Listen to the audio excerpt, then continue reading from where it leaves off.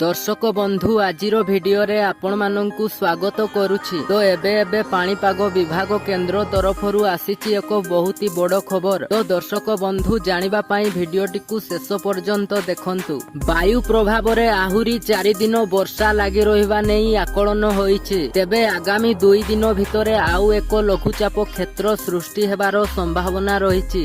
एहार प्रभाव रे 25 और 26 तारिख उपकूल और दक्षिण ओडिसा रो केतेक स्थान रे प्रबल वर्षा नहीं आंचलिक पाणीपाग केंद्र आकलन करिछि। एहा भितरे चिंता बढ़ाइछि नियंटिया वर्षा। तो दर्शक बंधु 16टी जिल्ला रे वर्षा स्थिति नियंटिया रहिछि। बालेश्वर रे सर्वाधिक 53% नियंटिया वर्षा होइथिबा बेले मयूरभंज रे 48%, सुंदरगढ़ रे 46%, झारसुगुड़ा रे 42%, केंद्रापड़ा और भद्रक रे 41%, केन्दुझर, जाजपुर और पुरी रे 38% एवं संबलपुर रे 33% नियंटिया वर्षा होइछि। पूरा राज्य रे मोट 13% नियंटिया वर्षा होइछि। केवल मालकानगिरी जिला रे स्वाभाविक ठारू अधिक वर्षा होइछि। तो दर्शक बंधु ये थिला आजिरो अपडेट। जदि भिडियोटी भलो लागिछि गोटे लाइक करी अन्य माननकु शेयर करी दियंतु एवं एही भली खबर जानिबाकु चाहुतिले आम चैनल को सब्सक्राइब करंतु।